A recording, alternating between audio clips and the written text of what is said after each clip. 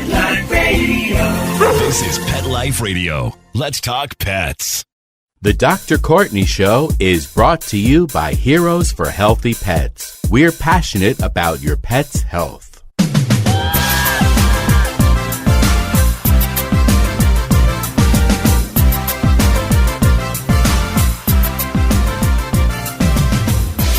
Yes, you know that intro music always gets me going. I love it. I love it. Hello and good day from California. Welcome to the Dr. Courtney podcast. As you can probably guess, my name is Dr. Courtney. I'm a veterinarian, former co-host of Pet Talk on Nat Geo Wild, and just all-around pet lover. I want to send a big thank you to all of you who are regular listeners, and for those of you who are tuning in for the very first time, welcome. This is a podcast where we get to laugh, love, and just learn a lot about pets. Well, who likes surprises? Well, today we have a surprise in store for you. We are going to try something that I don't believe has ever been tried before. Honestly, I don't think this has ever been attempted in the history of podcasting. Now, I'm kidding, of course, but seriously, what we're going to do today is new for this show, and I like breaking into new frontiers, so that's exactly what we're going to do today. For the very first time on this show, we are going to be joined by an outstanding global citizen from Nairobi, Kenya. Yes, Kenya, a beautiful country on a diverse continent, replete with people doing outstanding work on behalf of animals everywhere. If you're the type of person that likes to be motivated, energized, and inspired, then this is a podcast you're going to want to listen to. If you're the type of person that has ever wondered, what can I do to help change the world? This is the interview you're going to want to hear. So let's jump right into it. If you want to save an animal, become a veterinarian. If you want to save a species, become an animal conservationist. If you want to save an animal, become a veterinarian. If you want to save a species, become a conservationist. Although that adage sounds very nice, it's a little bit oversimplified and it's not quite accurate. And to prove that today we're going to add another level of complexity to that axiom because saving animals is complex. And the reason why it's more complex is because of us. It's because of people. Our influence has a huge bearing on the health of individual animals and species writ large. Furthermore, our interaction with animals has a strong bearing on human health as well. So let's for a second consider an example. A family with 2 kids that lives in Connecticut in the United States, and they recently adopted a beautiful 8-month-old schnoodle puppy. Yes, that's right, a schnauzer mixed with a poodle. And they adopted him right at the height of the spring season. And like any typical family, they're excited about their new puppy, and they spend a lot of time outside. They go for walks, they play fetch outside, they may play a little tug of war in the grass. And about 2 months later, they notice that their new schnoodle is having a little bit of diarrhea.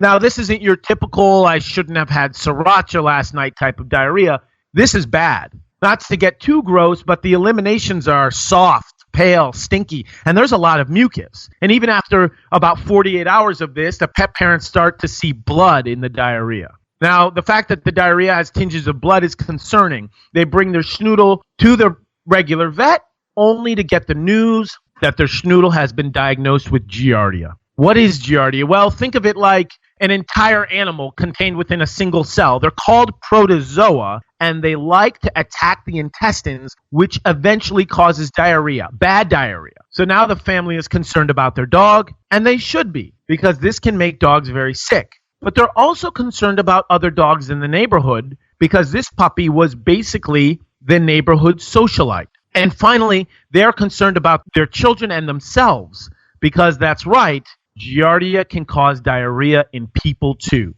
And right there, is an example of the human-animal bond when it comes to infectious disease. And there are more than 3 interactions. There's the dog and other dogs, and then, of course, dogs and humans. And so instead of Giardia, we're going to talk about a different disease today, one that is more aggressive, more brutal, and more vicious than Giardia. Essentially, this disease makes Giardia look like a blip on the health radar. Today, we are going to be talking about rabies. Rabies is a horrific example of the intersectionality between the human-animal bond. This virus can affect one dog, other dogs, and of course humans. Another aspect about this that is even more intriguing is that there's efforts to eradicate rabies are being done on an international scale. As a veterinarian, you are deeply invested emotionally in helping animals and the needs of people in the community.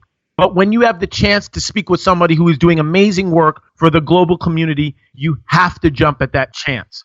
Just as a little intro to rabies, we know it's a savage virus that causes a quick and horrible death. It has 100% fatality, and the virus spreads through the body or the animal's body in 3 distinct phases, including a lead-up, which we call a prodromal phase. There's an excitement phase, and that excitement phase is that classical picture of aggression. And then the third phase, which is the dumb or paralytic phase. Veterinarians have up to a 300 times greater risk of coming into contact with rabies. But let's be honest, most people don't think about dying of rabies when they get up in the morning. We're more focused on where to get our morning cup of coffee.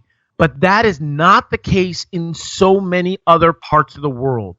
Rabies is preventable, yet it kills nearly 60,000 people worldwide every year. Half of them are children. According to experts, rabies is the deadliest infectious disease known to man, with a case fatality rate of 100%. Most importantly, though, rabies is preventable, and prevention is always better than cure. Vaccination is key, but listening to our next guest may be just as important. He's doing brilliant work in the rabies prevention effort. But before we get to talk to him, let's just get one thing out of the way. I want to be sure to let everyone out there know how they can get in contact with me. If you have any questions, thoughts, or topic discussions, you can reach me at Dr. Courtney DVM on Twitter and Instagram. That's at Dr. Courtney DVM. Questions with positivity and love will get answered with priority, but not exclusivity. So we'll answer anything. But right now, let's just pause for a few brief moments, and then let's reconnect on the flip side so we can break into a new frontier here on the Dr. Courtney Show.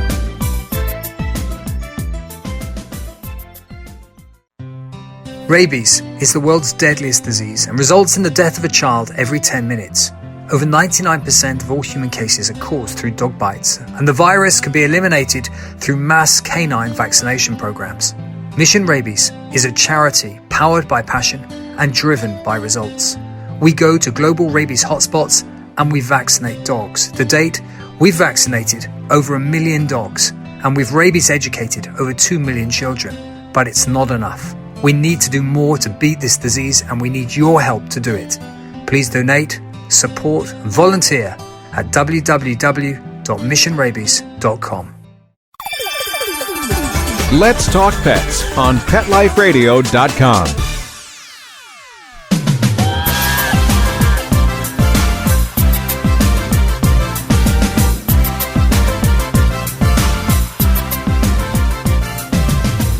We are back, and I'm super excited to speak with our next guest. If you care at all about animals, if you care at all about people, you'll want to listen to this next doctor. We are going to be speaking with Dr. Thumbi Mwangi. He's a doctor of multiple talents. Dr. Thumbi is a Kenyan veterinarian who achieved his PhD in epidemiology in 2012 from the University of Edinburgh in the UK. His PhD focused on the survival and growth of infectious disease and their co-infections in the host. Since 2013, he's held a faculty position at the Paul G. Allen School for Global Animal Health in Washington State, primarily working in Kenya, leading linked human and animal health surveillance studies. He investigates the link between animal health and human health by looking at which diseases spread from humans to animals and how those socioeconomics and nutrition leads to the spread of these horrible diseases. Dr. Thumbi is spearheading the path towards rabies elimination in Kenya. And we don't even have time to get to all of Dr. Thumbi's credentials. They're just amazing. And so, podcast family, please join me directly from Kenya in welcoming Dr. Thumbi to the show. Welcome, Dr. Thumbi. Thank you very much, Dr. Courtney. Well, we are excited to have you with us today, and we're so appreciative for your generosity of time. We're actually 8 hours ahead of you, and so we want to be super considerate, but we know that you have amazing information and an excellent message to share with our podcast family. But before we get to digging into the details, we do something in the show called Set the Scene. And setting the scene is just basically describing where you grew up, what life was like for you, and your first interactions, your first relationship with animals. Would you mind setting the scene for us, for Dr. Thumbi? Would you mind doing that for us? What was it like for you growing up? So I grew up in central parts of Kenya, which is in East Africa, and I grew up facing big hills and big mountains. In a small farm, my parents were farmers, and they kept all kinds of animals. They had cattle, they had sheep, they had goats, and they had dogs, and they had chicken, and all of them interacted all in a small farm. And I grew up tending to those animals and also going to school in the villages right there before I went over to the university for my studies as a veterinarian. So animals were just part of your upbringing. They're part of your childhood. Yes, and not just mine. Many people living in rural Africa actually continuously are interacting with animals. We do not keep hundreds of animals. We keep just a couple of animals, goats and sheep and cows and chicken. And all of them are all within like a 5-acre piece of land. And so every morning you wake up to the noise of chicken as chicken are crawling. And in the evening, you're coming back, cows coming back home. So it's all really exciting living with animals as you grew up. For sure. And I think that one of the unique aspects about that, and what I think is great to celebrate, is that for a lot of families in the U.S., getting a dog or riding their horse is a unique experience, and it's something they have to think about before they jump right into it. And what's important to remember is in other parts of the world, animals are there when you wake up, when you go to bed, and it's just a unique part. It's integrated into your daily life. Part of daily life, I wanted to ask you, is that the majority of pet parents in the U.S. get up every day, and they don't think too much about rabies. But as we talked about, that's definitely a different story in other parts of the world. How many people are affected by rabies worldwide, and specifically in Kenya? Thank you. For every year, we lose about 60,000 people to rabies. Many of these cases, over 99% of them, happen in Africa, India, and other parts of Asia, and mainly in children that are below 16 years. So more than half of all cases of people dying from rabies are in children below 16 years. And when we calculate it, actually it's about every 9 minutes a child dies. So every 9 minutes. In the next 30 minutes, actually, we say 3 people have died from rabies somewhere in the world. That's really sad. Every 9 minutes, somebody dies from rabies. So just in our conversation alone, there may be 3 people that pass away from rabies. And so, of course, the goal to eliminate this horrible disease is you are at the forefront of this. What are your goals for Kenya when it comes to rabies prevention, and what role do you think vaccination plays? So in Kenya, we estimate every year we lose about 2,000 people from rabies. And we have looked through and found out that, we have an excellent vaccine that has been there over 100 years.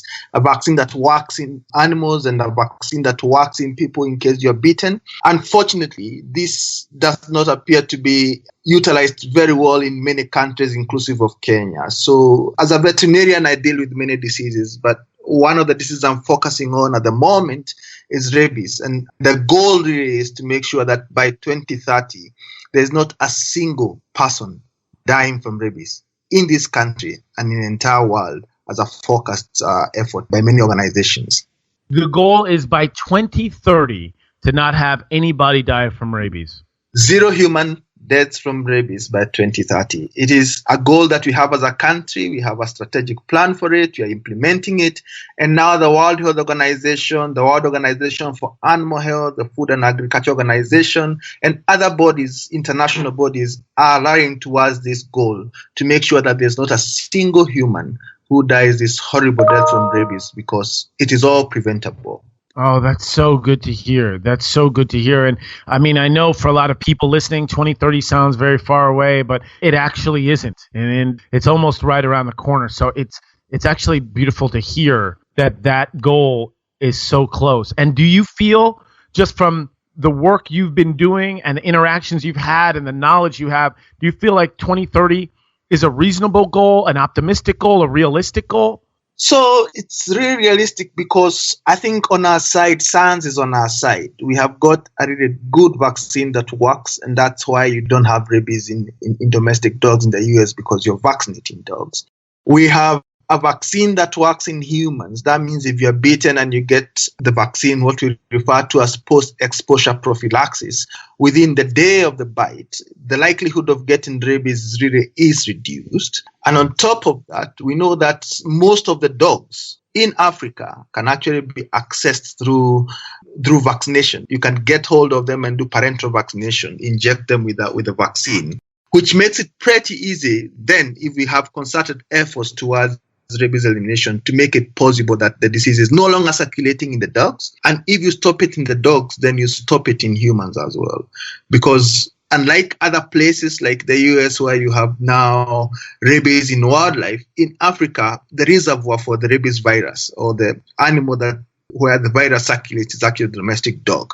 So our focus is on domestic dog, because if you vaccinate the domestic dog, then you stop the diseases in human. Absolutely. Now, when we think about domestic dogs, from many people in the U.S., their perspective is they schedule an appointment with their veterinarian for vaccines, and they get prepped for that appointment. They have other things on their list throughout the day, maybe seeing friends or acquaintances, and then they go to the vet's office. Their dog gets a vaccine, and then they go on with the rest of the errands throughout their day. Now, that may be the case in some parts of Africa, but the effort that I hear about and I read about are massive vaccination programs. So when you compare and contrast what I just described as far as setting up an appointment with your dog to go to the vet and receive a rabies vaccination, how logistically, how are these massive vaccination programs carried out? And do you sometimes have to track down feral dogs, or are most of these dogs, as you mentioned, domesticated and they just come right in?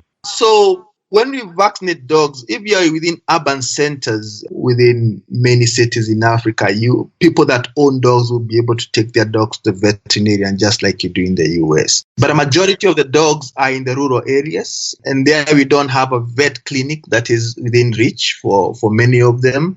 Secondly, it is not in their usual practice to take their dogs to the veterinarian. So what we do actually, logistically, what you need to do is go into a village and make them aware that you're going to be delivering veterinary services close to them on a certain day. And you do that by having like loudspeakers on a vehicle, and you're moving around villages and informing them that the next week on Wednesday, say, we'll be coming and we'll set up a clinic under a tree or the nearest school, or somewhere near the shopping center, the village shopping center. And the idea is for them to, on that day, make the dogs that they own. Many of them are not even confined, but they have ability to access them and take them over to where the vaccination clinic will be, that they bring them together in masses, and you sort of have a high thorough vaccination of dogs within a small area, and you can keep moving into different places as you have makeshift veterinary clinics that people can bring their dogs to for vaccination. Excellent. So you give them advance warning that you're coming, and do you find that they're well attended? Do you find that they're very receptive to these makeshift, as you say, vaccination clinics? They are, provided you give information, and many people now are becoming aware through our efforts about the importance of making sure that their dogs are vaccinated. So they will bring their dogs in numbers. Actually, when we vaccinate up to 3,000 dogs in a day. In 10 days, we have 30,000 dogs vaccinated in a small area. So it's really exciting. It's sort of like an industry of dogs coming, and you're just making sure that they are all protected against this deadly disease, rabies. 3,000 dogs vaccinated in one day. Yes. Incredible. And as you mentioned, this vaccine is very effective. And so when people are listening, they say 3,000 dogs in one day, a very effective vaccine. So I don't get it. Why do we continue to have people dying of rabies? What do you feel are the three reasons, or maybe there's more, but are there specific reasons in your mind as to why, despite having an excellent vaccine, despite getting the word out, that we continue to have people dying from rabies?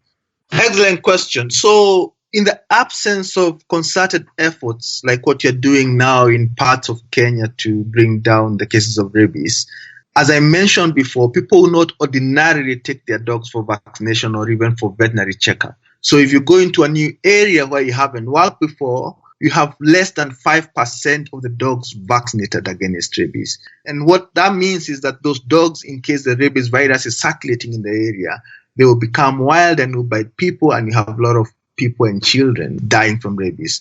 The reason for that is that often there is very low priority given to rabies disease, both in the human side and the animal side, because of many other competing tropical infectious diseases that people and their animals experience. So if you have a perception that it is a small public health problem, then it becomes difficult to invest resources in that. But that's something you're overcoming now by letting people know that rabies is real, rabies is killing them. Every 9 minutes, a child is dying. Let's vaccinate our dogs. Let's eliminate rabies because it is possible. The second main reason why sometimes there's not much effort put towards rabies elimination is because there's a misconception that stray dogs are really important in the spread of rabies. And that's sort of interesting because if you travel through many villages in many parts of Africa, you see dogs that are freely roaming without an owner, or you can't see somebody walking with it. Whereas that is a situation, the actual thing is that if you wanted that dog to come to the vaccination center, all you need to do is make an announcement and the owner of that dog will make sure that the dog comes to the vaccination center. And we find scientifically that those dogs that are free roaming are not even as important in terms of spreading rabies as opposed to the ones that you'd consider as stray. And maybe in India and other places you have more of stray dogs, but in most of Africa, all dogs are owned. At least 99% of the dogs are owned, and if you want to vaccinate them, you'll actually get a chance. The third reason is there has been a misconception that wildlife plays an important role in the spread of rabies in Africa. All the studies that you've done, and some excellent studies have been done even in Tanzania, next to Serengeti National Park, show that if you vaccinate domestic dogs against rabies, even wild animals like wild dogs, they will not get rabies because the reservoir for the rabies virus is actually a domestic dog. And so when you think of it, that rabies is an important public health problem, we need not to get too worried about stray dogs, and we need not get too worried about rabies in wildlife. It becomes possible to make sure that there is zero human death due to rabies by 2030. Wow, this is a serious issue because a lot of people naturally think about wildlife. And I think that perception may have not started, but it may be pervasive in the United States. People think about rabies as a disease that occurs in wolves or coyotes or raccoons and skunks. They don't necessarily think about it in terms of the wall being the domestic dog. And you're saying in Africa, these dogs are owned. And so if you can vaccinate domestic dogs, you could potentially create a wall against the spread of rabies. You're correct. Yes. I guess my question is, then how much of the population needs to be vaccinated, and how deadly is rabies? Because most people say we know that rabies is deadly and we know that it's highly infectious, but how much of the population actually needs to be vaccinated in order to prevent this?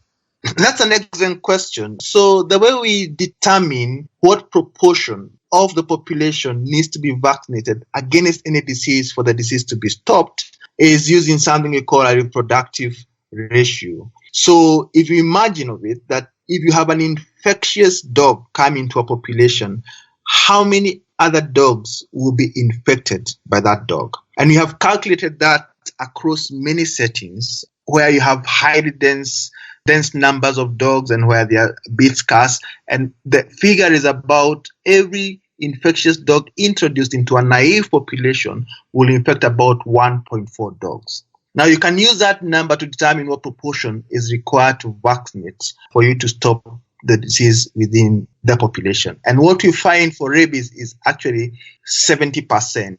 When you calculate, it's actually smaller than 70%, but we have a very high turnover of dogs within the population here. On average, a dog will live about 2.5 years, which is would be surprising for many pet owners like in the United States. But here, a dog, on average, you live about 2.5 to 3 years.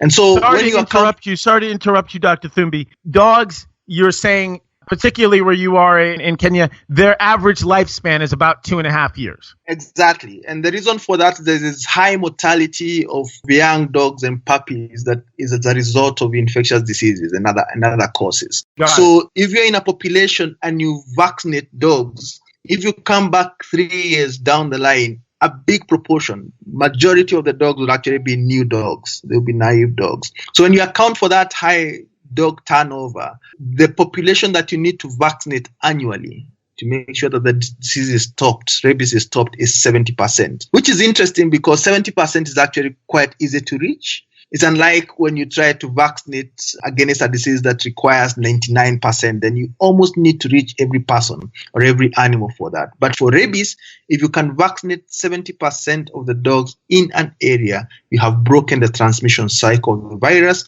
and the disease will come to an end. Wow, that's the key number, folks. The podcast family, everybody focus on that number, 70%. That's the amount, that's the percentage of dogs that need to be vaccinated in order to create this firewall against the transmission and the spread of rabies. Now, because you have studied this so extensively and you're so knowledgeable in regards to this field, are there distinct pathways that you have identified that have helped the transmission of rabies or has continued the transmission of rabies? And if you have identified pathways, what would you say those pathways are? So the main reason why rabies continues to kill dogs and to kill humans is because they are not vaccinated. We don't stop them. That's the zoonotic pathway. It's the main reason, and it's also the help or the idea that we have to use as a nation and as a continent and as a world to stop rabies from spreading into people and between dogs. What we see is if you vaccinate the dog, and secondly, in case before the disease is eliminated, you provide what we refer to as post-exposure vaccine. That means if you are bitten, you can get your vaccination immediately on the day 0 and come back 3 days later, come back 7 days later, come back 14 days later, and come back 28 days later. 5 doses. You are protected from the risk of getting rabies. 5 doses you need. If you're bitten by a dog who you suspect has rabies, you need 5 doses of vaccine after you're bitten. Yes. Wow. All taken within the first month of the bite. One of the things that we see is for many people that live with this in areas where the disease is endemic, the vaccine is not cheap.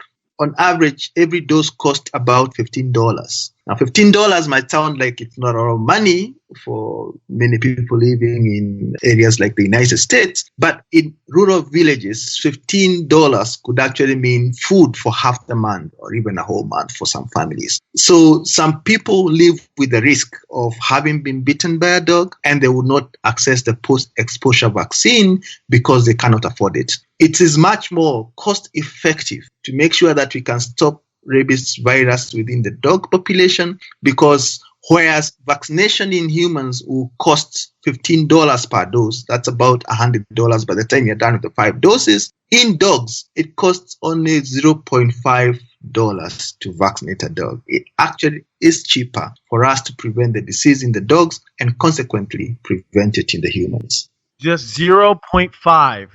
So basically 50 cents. Yes, and I'm saying that based on the fact that we are vaccinating many dogs at a go. Now, if you go to an individual to a veterinarian, there are a lot more costs that are associated with that. But if you are having 3,000 dogs that come to you, you got the vaccine, on average, it costs within Africa, it will cost us about 0.5 for the vaccine, and the delivery of that, we end up spending just about $2 per dog. And that is completely different from the amount of money that you need to prevent the disease in humans if you let the disease continue to transmit among the dog population. Incredible. Do you feel part of the unique nature of having an opportunity to talk to you is understanding that there's different cultural influences and understanding just logistics and how people live and go forward and their interaction with pets? Are there any other pathways in regards to the socioeconomics you mentioned as far as the cost of it, but as far as nutrition? Do you feel like in terms of nutrition and people's interaction with pets, that has any influence on rabies transmission? Well, rabies virus is quite versatile. If you're bitten, it takes every day to travel about 9 centimeters through your nervous system until it gets to the brain, where it gets to the saliva, and at that point you have full-blown disease. Now, we know that, for instance, malnutrition in children is responsible for over 50% of the likelihood of getting infectious diseases. This may have some influence also for rabies, but the rabies virus is so deadly that even if you are in the best of the nutritional plane, if you're bitten by a dog and you've got the virus deposited by that bite, it's unlikely that you survive without intervention, which would include post-exposure prophylaxis vaccines. Okay. So the question becomes now, we understand that zoonotic pathway spreading to humans is a pathway. We understand malnutrition. We understand some of the socioeconomic aspects of it. But once we identify the pathways, I like to call it know your enemy. Know what you're dealing with. Know what the enemy is. The question becomes the fight. And you've been absolutely a really stalwart soldier in that fight. What is the official name of the organization you work with? And are there other foundations that are helping you with this effort? So we work here with the Washington State University, a school called the Paul G. Allen School for Global Animal Health. It is spearheading work towards research that we can do to improve the efficiency of the elimination campaigns that we're running here in Kenya, in Tanzania, and are contributing globally with other nations. And if you wanted to get in touch, you could go to the Washington State University Eliminate Rabies program, and there will be a lot of information on that. That's what we do within the university. We work as well with many partners within countries. So, for instance, in Kenya, we work with a unit in government called the Zoonotic Disease Unit, which is a special unit within the Ministry of Health and the Ministry of Livestock that ensures that diseases that jump from animals to man, the zoonotic diseases, have special attention. Because without that, there will be many other infectious diseases that the ministries might concentrate on. So special attention is given by making sure we have a department like the Zoonotic Disease Unit. And we have other partners such as the World Health Organization that are giving the big guidance to countries on what we can do to make sure that rabies is eliminated by 2030. It is a goal that is connected to the Sustainable Development Goals, which in a way, if you'd like, Dr. Courtney, the idea is to leave no one behind.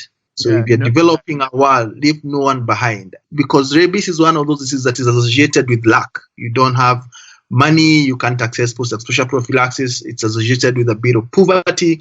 To make sure that we do not leave anyone behind, we must make sure that we provide the vaccines to vaccinate the dogs, and also provide the vaccines to make sure that people do not get rabies once they're bitten. Obviously, for me, it's what I love about the effort is it's a team effort. You have major organizations all working on behalf of achieving this goal. And so when you think about something as ambitious as by 2030, not having a single person die from rabies, you think, wow, that's a pretty ambitious goal. How is that even achievable? And now I hear that there's 3 major organizations, if not more, all really digging in to try to fight this horrible disease. It's really heartening, and it's very encouraging to hear that. I definitely want to talk a little bit about that team effort and how we as individuals can help with that team effort. Would you mind staying with us and joining us after a brief break from one of our sponsors? Right. Excellent. Well, thank you so much. We're going to have a brief word from one of our sponsors, and when we come back, we'll be joined again by Dr. Thumbi. It's not just a sneeze. It could be the pathway to disease. Your dog is at risk for contracting dog flu. That's why it's important to vaccinate your dog for dog flu. Get your dog vaccinated today. Visit dogflu.com for more information. Oh, sure. It's all fun and games until someone ends up in a cone. That's right. We're animals. Deal with it. Pet Life Radio. Let's talk pets.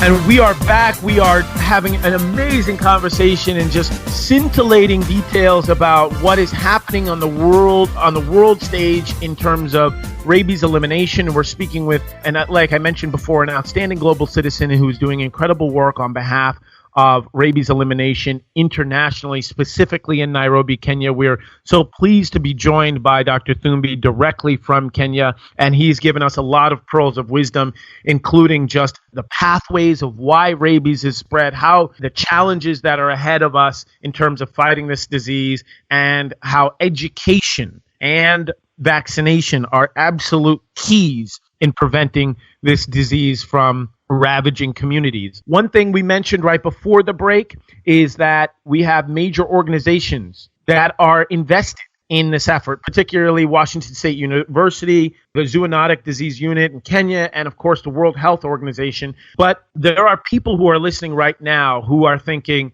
man, this is an incredible effort. I want to help. How can I help? How can the podcast family listening right now, is there any ways that they can help this effort to achieve the goal that you had set out by 2030 to prevent any humans from dying from rabies? That's an excellent question. So I think there are two main ways in which they may be able to help. One of them is to talk directly to Washington State University, because they have a special Eliminate Rabies project that is looking towards getting the science and the vaccines that can be brought to areas where the disease is endemic. So that is one avenue. They looked up Washington State Eliminate Rabies project. The second one is something that the University of Washington State has been working with many veterinarians that have vet clinics across the US. And the idea is that pet owners that take their dogs to the veterinarians have a chance that once their dog is vaccinated against rabies, they can donate a part of like $1, or the vet clinic will donate $1 towards that cost. And that money is all consolidated to make sure that rabies is eliminated in the wild. So there are a number of fantastic veterinary clinics that are participating in this program. And I think as a pet owner, maybe worth asking your vet whether they have heard of the program and if they are willing to join it, because I think that would be an absolute good pathway to make sure that there's impact from our pet owners. So there's a portion of the cost of the vaccine that they can actually donate to that effort. And it sounds like from what you talked about before, some of the socioeconomic efforts, it sounds like a little bit can go a long way. Would you say that that's pretty accurate? That's pretty accurate. Okay, excellent. You know, I think about this mission and I think about how much you've dedicated your life to this mission. What would you say are your favorite parts about this mission and the things that you've enjoyed the most about being on the front lines of rabies prevention? I think that the fantastic thing about being engaged in these mass dog vaccination campaigns is the beauty that you see as young boys and girls come with their dogs and the bond that they have between them. It's just amazing to watch. Almost 90% of all the dogs that come for vaccination are actually accompanied by a child. It's not even adults that bring in these dogs. And it's amazing to know that once you vaccinate this dog, you're actually protecting the dog's friend, who is a child that comes with it. And just seeing all this thing happening, and you having 3,000 dogs vaccinated in an area continuously for 10 days, you have 30,000 dogs vaccinated in a small area, and you know that you have stopped the disease in that area and you're making impact. I think that for me is comforting. That is really comforting. And not to obviously take a turn for the worse, but not to take a negative turn here, but I just want to be realistic. I want people to really understand just how important and how serious this fight is. And so I have to ask you, what have been the most challenging or frustrating aspects about this fight, and things that you aren't exactly your most favorite about the effort to fight rabies? So I think the most disturbing times are when I know you're beginning and you're working in an area, but once in a while we get that there's a child that has had a bite and that they never got the vaccine, and the dog that bit them was a suspect rabies case, and then they end up with a clinical manifestation of the disease. At which point I know there is absolutely nothing you can do. Like you mentioned at the beginning of this podcast, rabies is 100% fatal. If you start showing the clinical signs, there is no treatment for it. So at that point, there's a frustration that there's nothing you can do. And the opportunity to have done something was actually a couple of weeks before. That, I think, to me, is one of the most distressing times working as a veterinarian in this side. And the other thing is sometimes, governments have different priorities. And when you have people in government that don't seem to recognize that they have power to make sure that the citizen is protected from rabies, I think those are sort of frustrating times. But ideally, as I see it, the more we talk about it, the more we start showing results as we are doing now. They're sort of rallying around this cause, not just by government, but also by individuals that own the dogs. And that really converts again into a beautiful picture, knowing that we have a chance of eliminating rabies. We have done that before, Dr. Courtney. We have done that with smallpox. We have done that with rinderpests. And I think we have a chance to do it with rabies. I agree with you. I think that when I see the power of vaccines, when I hear about the historical benefits of how we've completely eradicated some of the most pernicious diseases, it is very heartening and it is encouraging. As an organization, obviously, it's amazing people like you, Dr. Thumbi, and many, many others. What do you feel to be the biggest benefit of your team, and what are you most proud of about your organization and the team that you work with? I think my pride comes from knowing that you're having real impact in the real world. You know, as a vet, as I mentioned, we help and make sure that animals are in the best condition and they're living a good life, and also that people that own the animals, the people that are friends with the animals, are also happy about them. Some of the things that we do, there's no good ending. But for rabies, I feel in my lifetime as a veterinarian, I have a chance to see us conquer a disease that has a horrific way of ending a life and a horrific way of ending a dog's life. And I think that to me is really a big motivation of being a vet, being able to make real impact in the real world. Real impact in the real world. And like you said, in your lifetime, I firmly believe in the cause and I feel optimistic about the cause. And like you said, in your lifetime, hopefully you'll see that goal achieved. And that has to be absolutely an incredible feeling. Of course, on the front lines here in the States, my goal is each individual pet and making sure that I improve their lives. And it's a microdose of satisfaction and happiness where I see each pet as they come through the door live a happier, healthier life. But when you put it on such a massive scale like rabies elimination, that has to be one of the most gratifying aspects of what you do. Do you have to travel throughout the continent of Africa? Or are you really centered and focused in Nairobi, Kenya? So I travel around most of the country in Kenya, seeing these programs and helping individual veterinarians working on rabies elimination, and also get a chance to travel to Tanzania, get a chance to travel to South Africa, and a couple of other places as this program is growing. The goal of elimination is only about 2 years old now, Dr. Courtney. Okay. And I think we're sort of getting the fire. And to some extent, I feel like we are sort of going in the right energies, and we look forward to more countries in Africa, in Asia, taking up this goal and making sure that no human death due to rabies happens by 2030. You speak all over the world and you write, you're faculty member. Where can people learn more about this effort? If somebody says, wow, I love listening to Dr. Thumbi, I need to learn more, what resource would you direct them to?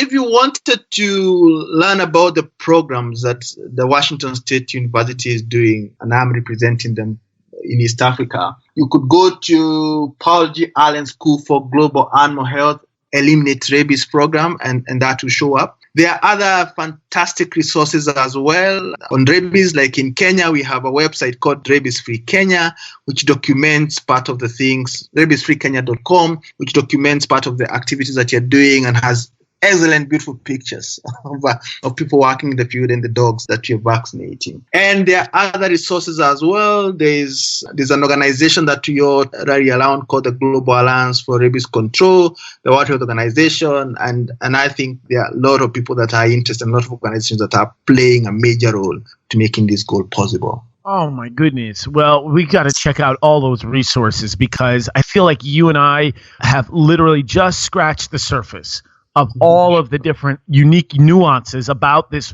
rabies elimination goal and the fight against rabies transmission. But we've got limited time, but we'll have to do a part 2 and a part 3. Would you mind if we did a part 2 and a part 3? Would you mind joining me again? I would love to join you again and to have your listeners as well listen to our conversation. I really enjoyed it. Thank you.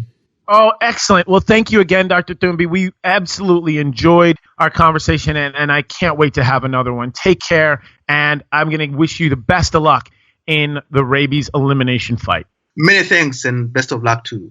Okay, thank you so much. All right, folks. Wow, that was incredible. Directly from Kenya, we had Dr. Thumbi, the knowledge base that he has in terms of this topic is so expansive, and he had so many in-depth details about logistically. How do you fight rabies? How do you continue the fight to eliminate this globally? We identified different pathways, whether it be nutritional pathways, socioeconomic pathways, and of course, zoonotic pathways where the domestic dog is directly in contact with people. And more importantly, in Africa, the majority of dogs are owned. And so we do have to avoid the misconceptions that we had a chance to talk about.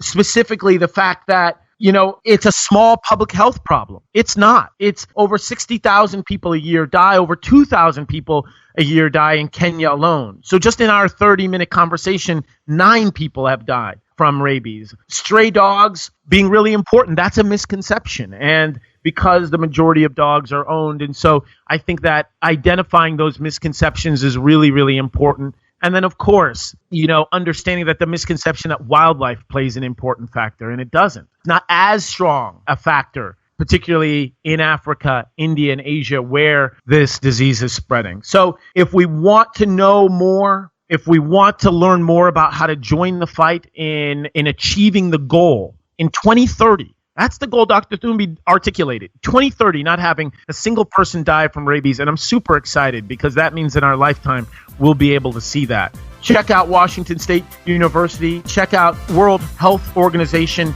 And of course, looking into Rabies-Free Kenya, Paul G. Allen Global School for Animal Health. Direct yourself to all these resources so that you can learn more about how to help the fight. And of course, donations. They're always open for donations as well. So it's been an absolutely incredible conversation. We've broken into new frontiers today on the Dr. Courtney Show, and just join me for more amazing episodes with really incredible guests. And in the meantime, just remember, there's nothing stronger than the human-animal bond. Let's Talk Pets, every week on demand, only on PetLifeRadio.com.